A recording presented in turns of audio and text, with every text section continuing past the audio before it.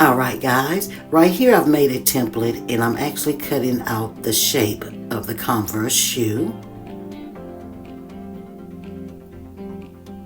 Here I've made another template which will hold the actual sneaker cake.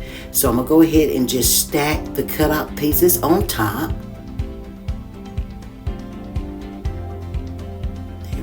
I use my level because I want to make sure that the cake is straight at all times, and I'm going to continue to add in the chocolate buttercream.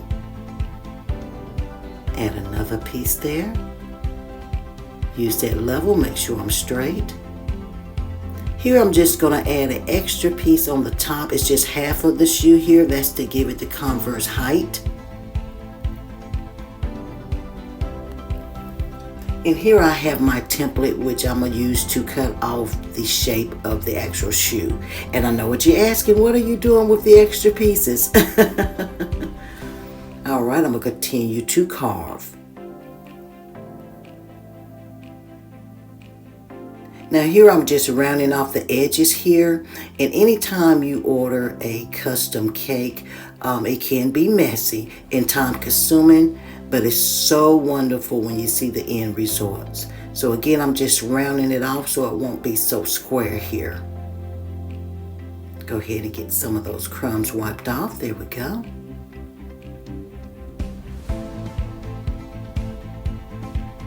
Here I'm just adding in my chocolate buttercream frosting, and I'm just going to go ahead and get it actual covered in the frosting.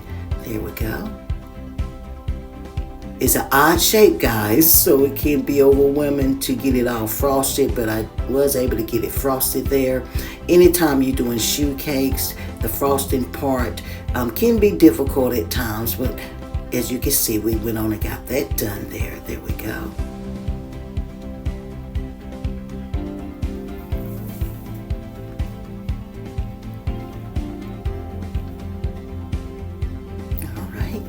Next, I'm adding in fondant on the top. Now, a lot of times, or most of the time, I use what's called modeling chocolate. But this particular customer wanted fondant. And that piece you see me put on the top, that's just a piece to keep the actual tongue of the shoe from sticking to the other fondant that's at the top. There we go. And we're just going to trim off that excess fondant. Next, I have another template that I made that I'm cutting out the side of the shoe.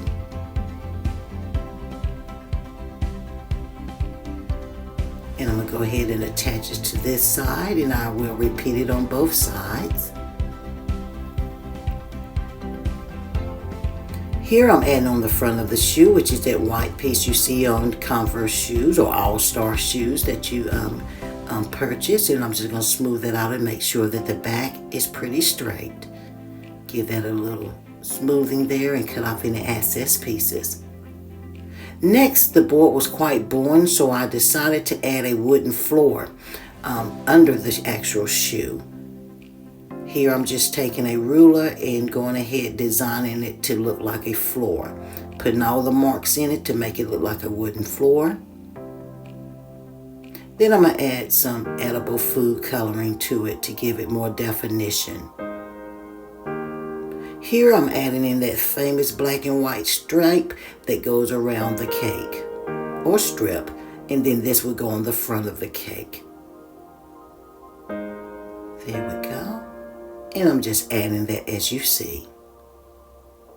Next, of course, I'm putting the holes in the cake, and this person was 18 years old. So to represent 18 years old, I went ahead and added 18 holes, and here I'm just cutting out those actual shoestring holes. There we go. And I'm going ahead and give it that great edible polish there. Added in my Converse sticker, adding the All-Star in the back, and now I'm adding in the strings. Here I'm just making my lines so I can go ahead and have that sewing effect, as well as I'm making shoestrings here. There we go. Add that in there just like that, and there it goes, guys.